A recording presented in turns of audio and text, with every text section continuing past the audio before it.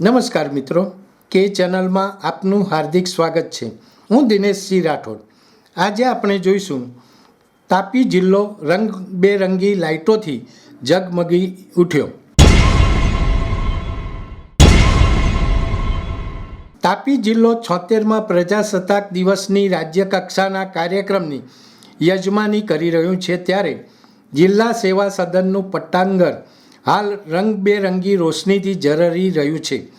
જિલ્લા સેવા સદનના કેમ્પસ સહિત સર્કિટ હાઉસ, જાહેર માર્ગોને રંગબેરંગી લાઇટિંગ અને આકર્ષક સુશોભન વડે શણગારવામાં આવી છે. રાત્રિના સમયે સરકારી ઇમારતોના દ્રશ્યો નાગરિકોને મંત્રમુગ્ધ કરી રહ્યા છે. વ્યારા મથકનો આહલાદક નજારો નાગરિકો માટે આકર્ષણનું કેન્દ્ર બન્યો છે.